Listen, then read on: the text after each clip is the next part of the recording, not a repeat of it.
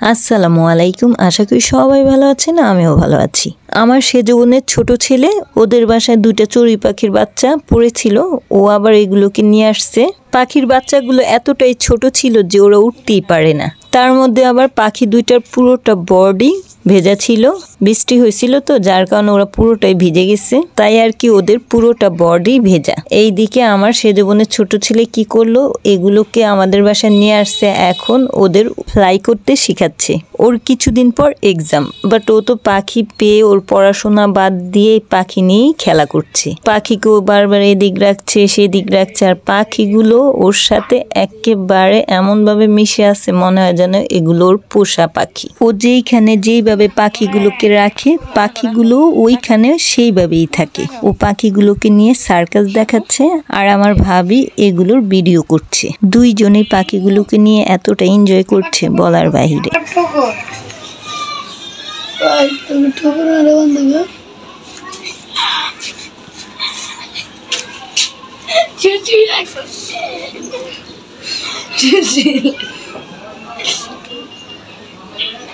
ওর সাথে সাথে আমার ছোট বাবিও পাখি নিয়ে খেলা করছিল, মানে ওরা দুইজনই মনে হয় যেন 2টা খেলনা পাইছে, ওইগুলো দিয়ে খেলা করছে, এমন একটা অবস্থা। এই পাখিগুলোকে ওরা একবার এদিক রাখে আবার ওদিক রাখে, একবার ওদের শরীরে রাখে, মানে কি যে একটা অবস্থা। এই পাখি নিয়ে খেলা করতে করতে প্রায় সন্ধ্যা হয়ে গেছে। আমি বাইরে থেকে এসে বিকেলবেলা একটু আবার ঘুমাইছিলাম। বিকেলবেলা আমি যখন ঘুমাইছিলাম তখন আমার মোবাইলটা নিয়ে আমার ভাবি, আমার বোনের ছেলে ওরা আবার এই পাখিগুলোর ভিডিও করছিল। আমি তো ঘুম থেকে উঠে আমার মোবাইল খুঁজছি, বাট পাচ্ছিলাম না। এইদিকে দেখি আমার মোবাইল নিয়ে ওরা পাখিগুলোর ভিডিও করছে, ওরা পাখি নিয়ে খেলা করছে। বললাম যে পাখি কোথা থেকে আসলো, আমাকে আবার ডিটেলস বর্ণনা দিচ্ছিল। আমি আবার আমার বোনের ছেলেকে বললাম এগুলোকে ছেড়ে দাও, ওরা উড়ে যাক ওর মায়ের কাছে।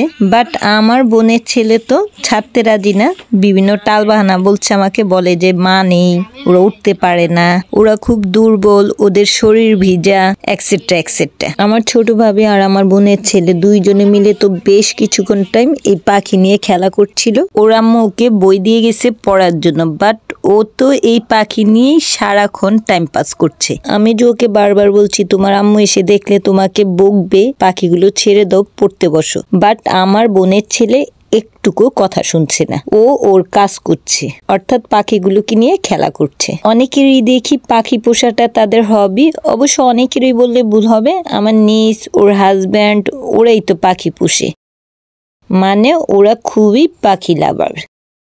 বাট আমার কেন যেন কোনো পাখি পশু এগুলো পুষতে ভালো লাগে না। গার্ডেনিং করা আমার হবি, বাট পশু পাখি পোষা আমার একটুকু পছন্দ না। আমি এটা একেবারেই লাইক করি না, কারণ পশু পাখির এগুলো হাগুমতো পরিষ্কার পরিচ্ছন্ন করার একটা ব্যাপার আছে, আর এই কারণে এটা আমি একেবারেই লাইক করি না। এই যে আমার বোনের ছেলে ওর শোল্ডারে পাখিগুলোকে নিয়ে খেলা করছে, ওকে যে বারবার বলছি তোমার শরীরে পটি করে দিবে, বাট ও তো শুনতেই রাজি না।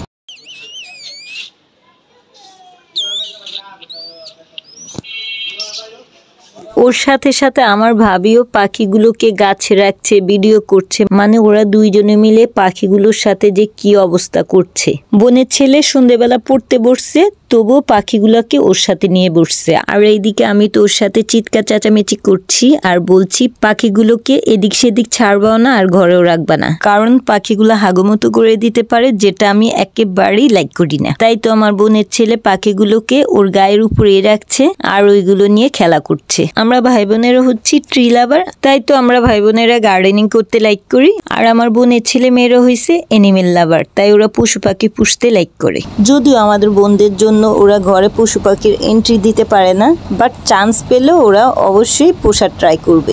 যেমন আমার বোনের ছেলে মেয়েরা তো মাঝে মধ্যে ট্রাই করে বিভিন্ন কিছু পোষার, বাট যখনই ওরা পুষতে নেয় আর তখনই বলি যে আমাদের বাসা কিন্তু কখনো এসব এনো না। আমার চিৎকার চেঁচামেচি শুনে বোনের ছেলে পাখিগুলোকে বাইরে এনে আবার খেলা করছে। এই তো আমার বোনের ছেলে ওদের বাসা থেকে 2টা চড়ুই পাখি পাইছে, ওইগুলোকে এনে ভালো করে যত্ন নিচ্ছে, খেলা করছে, আর ওইটাই আপনাদের সাথে আমি আবার একটু শেয়ার করলাম। আজকের জন্য বিদায় নিচ্ছি, আবার আসবো নতুন কোনো ভিডিও নিয়ে। সে পর্যন্ত সবাই ভালো থাকবেন, সুস্থ থাকবেন, সুন্দর থাকবেন, এবং আমাকে বেশি বেশি করে লাইক, শেয়ার, কমেন্ট, সাবস্ক্রাইব করে সাপোর্ট করবেন। ধন্যবাদ সবাইকে। আল্লাহ হাফেজ।